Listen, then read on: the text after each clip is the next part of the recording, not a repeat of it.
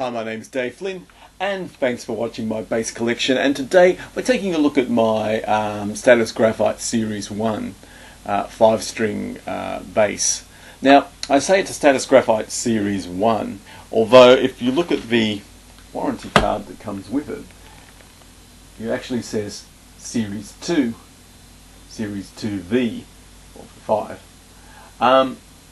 But from everything that I know about this instrument, and from everything I know now, it's a Series 1. What really defines it between a Series 1 and a Series 2 was nothing really other than the circuitry in it. The actual shape, body build and everything else is exactly the same. The only thing that's different is that the Series 2 has a mid-range control in it, as opposed to this one which just has bass and treble cut and boost. But knowing that it is a series 1, so I don't know if that's a mistake that happened from the manufacturer when it was shipped out here originally to the colonies here in Australia, or whether or not it was a mistake that was made from the music store when I bought it all those years ago. But it's just one of the quirky things about the instrument that I have.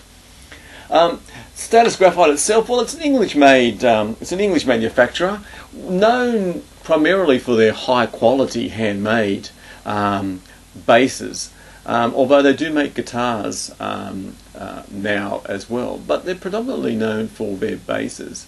If you saw my episode on the Honor B2 headless bass, I did a bit of a rant there on Steinberger, and I said at the time I was surprised that no sort of other manufacturers had followed on in the Steinberger tradition and sort of continued producing similar kind of instruments. Well, I should have kind of qualified that by saying other manufacturers except Status Graphite, because Status Graphite are probably the only other manufacturer that's really followed on in that tradition, and particularly that sort of woven graphite technology, following on from Steinberger. I suppose we should say though, when Status Graphite talk about graphite technology, they're talking about graphite necks more than they're talking about the full composite body design like Steinberger's. So most of the instruments that you'll see with Status Graphite are usually a graphite neck bolted on or attached to a wooden body, and those bodies are generally handmade exotic woods that are used in that. They do make a composite neck-bodied, all-bodied graphite instrument, but as I said, the majority of them are graphite necks. Now they also make them as headless and as headed models. So the headless system is pretty much following on the Steinberger tradition. I don't think much has really changed in that design, and the headed versions are really similar in that as well, all graphite as well. But this one, which is a Series 1, is a wood-necked version, so it's a kind of a slightly cheaper version. I couldn't afford the graphite version at the time. The graphite version was actually going to be another $1,000 more just for the graphite neck at the time when I purchased this. Now I bought this for $3,100 in about '94, I think it was. So it was by no means a cheap instrument. So it was a very high priced instrument, and you probably wouldn't get away spending get change much less than that for one now, just depending on the models. Status make a few different models of their instruments these days, so you just need to have a look at that. But anywhere between about $1,500 and almost $4,000 for a Status Graphite instrument. That's €4,000. So you're spending some big money on one of these instruments. So you want to know that you're getting a good quality instrument. So what do you get for all of that money? Well, in this one, well, it's a rock maple neck and a rosewood fingerboard, so it's really no different for any of the other instruments that I have, other than the quality of it. And you can't really see it from here, but it is a really sort of high quality. You can see almost the quality of the timber in that, and you can see the pattern in that and in that rosewood. It is really nice. It's a 24 fret neck, quite long if you look at it, and that's because of the spacing of the frets and the string spacing make it kind of a very sort of wide and long neck. And that's something to sort of consider when you're sort of looking at that. In terms of the body, well, has these very deep cutaways. The material used in this one, according to that warranty card that I have, says that this is cherry wood on the front, as you can kind of see there, and they says tulip wood on the back. Now, there is this centre core that runs through it as well. Doesn't mention what that centre core timber is. I've read somewhere there that it's walnut, but I'm not 100% sure if that's correct and if that's what they used on all of their instruments. But yeah, I'm guessing that might be what it is. But as I said, in terms of the body, well, it reminds me a bit of a sort of a modern Rickenbacker in some respects, with that sort of wave shape on the front here. But it's sort of a bit like that, a bit sort of Yamaha-ish in some respects as well. But I really like the way it sort of contours here as well. In terms of the electronics, well, the electronics on this, Series 1 or Series 2, both the same really. They're what Status call high res or high resolution pickups. They're pretty much just handmade Status humbucking pickups. The controls, well, it's one volume, one pickup pan, so it's a pan between obviously the front and the rear pickup. On the Series 1, it's just a treble and bass cut and boost control with a little toggle that here, which is a treble boost control, and that boosts the treble by, according to the statistics, around 7 dBi. That's what it's kind of saying. If you've got a Series 2, then the difference is that you've got a mid-range control there, so you've got treble, mid and bass, and this toggle becomes a mid cut and boost control. So it's a bit, I've heard it described as a parametric mid-range. But if you've got one, you might want to comment on that as well, because I'm not 100% sure quite how that works, but that's from what everything I've read says that. In terms of build quality, well, it's excellent. You can't really complain about the build quality. It's for the price, it's what you'd expect. You'd expect it to be a high build quality and attention to detail, even down to the sort of sandwiching layer that you can kind of see there, and it's kind of got this red layer. I don't know if you can kind of see it that well there. There's a sort of a red layer in between there as well. So there's red band that runs around it, and it's just very well put together. The neck is very well put together, and you can kind of see here where it's just well put in. On the back is how it's sort of bolted on, and rather than using a plate like you would see on sort of like other other instruments like Fenders and those sorts of things, it has these iron eyelets basically into the wood and screwed into the eyelets like that. But what it means is basically that I can, even today, unbolt this neck and put a graphite neck on it if I've got the money, and it would be it would just do the same thing. And there's still so many mods that I can do with it from Status Graphite to improve it if I really wanted to. That's one of the beauties of an instrument like this. And because they are handmade, you can sort of make them to your own specifications as well. Obviously it's going to cost, but yeah, you've got that kind of variation and options there. And if you look at some of the newer versions, like the Mark King version and those sorts of things, you've got lights and LEDs and all sorts of crazy, wonderful kind of things that are put into there. In terms of sound, well, yeah, it's fantastic. If you were to compare this with, say, my Squier HM Series 5 string that I have, well, it's chalk and cheese. There's really no comparison between them at all, particularly the 5th string. But just to give you a bit of an idea, if I just turn up volume there and I play back on the bridge pickup, you'll get a bit of an idea of this.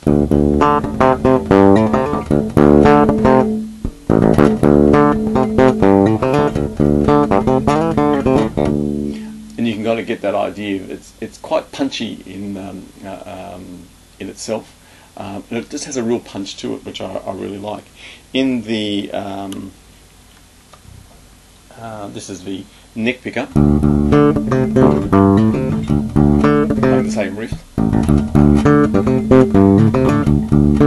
Has a bit of a warmer tone, but it's still got that punchiness to it that I like. Both pickups.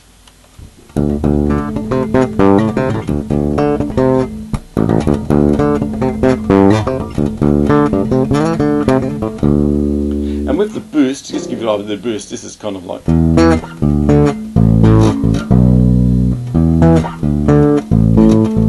So that's with no boost. And then this is with the boost.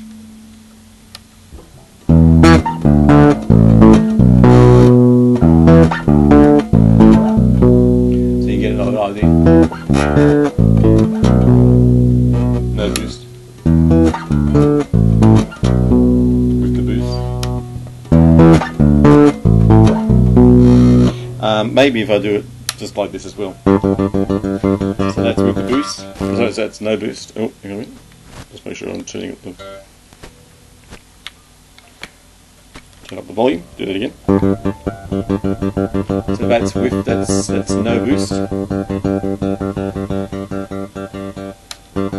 That's with the boost. No boost. With the boost. I don't know if you hear much of a difference in that. I hope you do. But it'll give you a bit of an idea of how it kind of sounds. With that, it does make a difference. Playing from my rig, you can certainly hear it does cut through. So I imagine if you've got the S2 version with the mid, that the mids would have a strong boost in there as well, and you probably get a bit more growl from that because you have got that boost to it. So it'll be a bit more honky in that respect. If you have a look at some YouTube clips, have a look at some of those as well, and you get some better sound samples and sound bites. As well of playing, you might get a bit. You might be sort of excused for thinking that looking at some of those, that it's a bit of it's more of a slap as a kind of instrument than anything else. And certainly there are a lot of slap players that tend to use Status Graphite, and I'm surprised actually of how many players, even players who endorse other instruments, who have a Status Graphite somewhere in their arsenal. And I love looking at DVDs of live concerts and looking at the bass player, and come on, you probably do the same thing as well, and freeze it just to see what instruments and what gear they're using. But I always get chuffed at when I see someone picking up a Status Graphite and they're playing one. I like it because there's so many people who do it, and of course.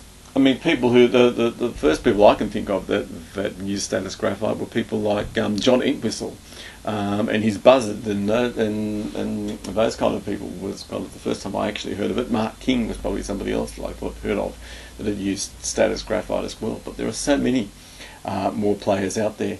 So yeah, once you sort of know about it, have a look. You'll start to see that there's a lot of players out there who are using them. They're a great instrument. And there's such a solid quality to it. I should say the B string, and I mentioned that before between my HM series Squire and this one. The HM series, the B string on it just sounds like a rubber band in comparison, really.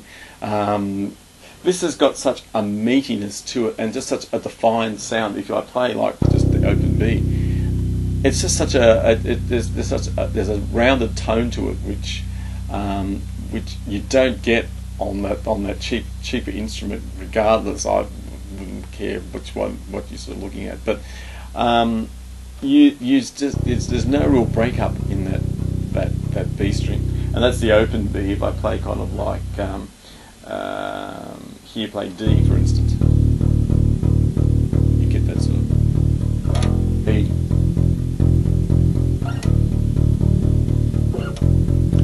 The other kind of thing to think about too, when you're if you're looking at 5 strings and you kind of want to sort of get a bit of an idea of the 5th string and how well it sort of presents, is have a look at the difference between sort of playing an open E and then the E on the fifth string. How much difference is there in that tonal control?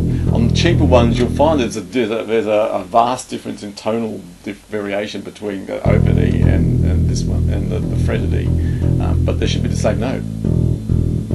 But on this, yeah, it's just as solid. It's just a solid sound, and that's what really comes across, particularly when you're playing live. Great for recording as well. I've used this for recording quite a bit, and you do get that sort of growl out of the instrument. It's just a great instrument to play. Like the Fender, like my '57 Fender, that I've got another episode on. It's probably over there somewhere as well.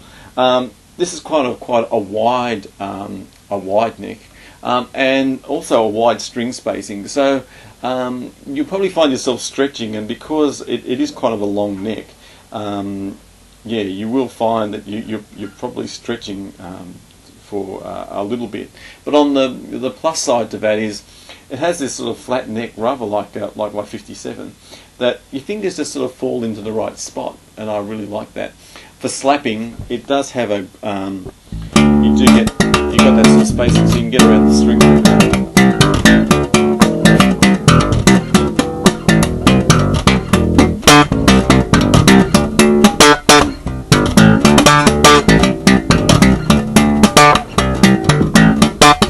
So you get around that a bit better as well. So that's something to think about with that. But there are other variations to the instrument. It also has a with this as well, has a graphite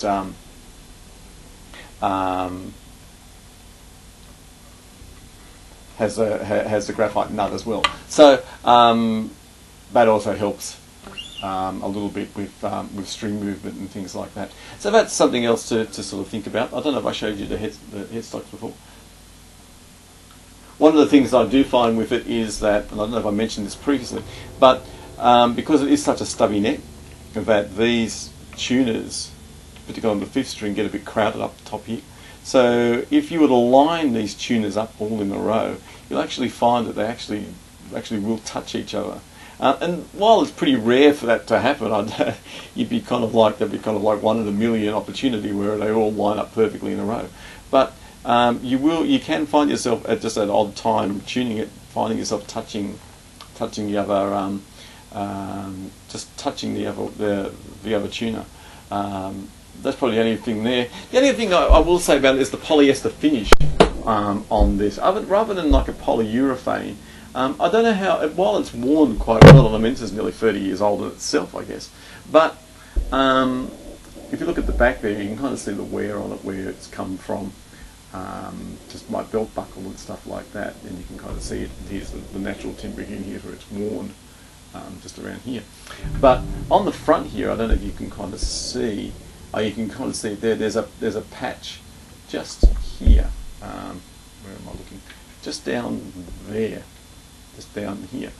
And if I showed it again, you would have saw it. You saw it just a minute ago. There's that sort of dull patch or a shiny patch where it came up really well just a minute ago. Oh, there it is. You can kind of see it there. You can kind of see just there. It's different. Now that's where my hand supposedly rests when I play, when I'm slapping. Someone suggested to me that it's my sweat that's reacted with the polyester finish, and it's given this really high gloss to it, which is really bizarre. I've tried to clean it. I've tried to do a whole lot of things, and I just can't. There's nothing I can sort of do to get rid of it. A little bit of the same sort of thing is happening up the top here, where I kind of rest my arm.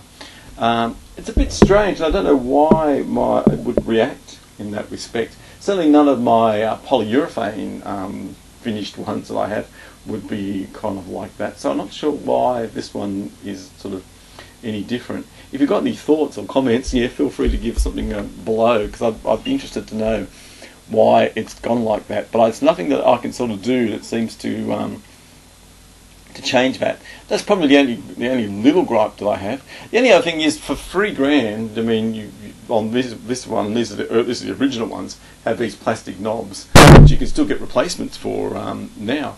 But yeah, that's probably one of the cheapest things of it. Now, these days, they certainly do. All of their models have high quality metal and brass controls for all of their things. But on these ones, yeah, they're just plastic toothpaste knobs. And when you're paying $3,000, I suppose that's something, you know, to consider with that as well. I certainly could probably change that if I really wanted to these days. But it's all original. Nothing's changed with this instrument in all of that time, and I still love to play it. It's probably my my first instrument I love to play. Besides that, and my P bass. So yeah, that's my take on the Status Graphite. Feel free, as I said before, to leave any comments below. Thanks for some of the comments that you've left on some of the other episodes as well. I really do appreciate that, and I try to kind of reply to some of those as well. Thanks for everyone who's been looking at the one on my Hofner. That's been going well, and certainly the Honda B2 I've noticed it's had a few views. So there's still people looking at that as well. So I really appreciate that. So thanks a lot. Thanks for watching. Yes, and hopefully I will catch up with you again soon. Cheers.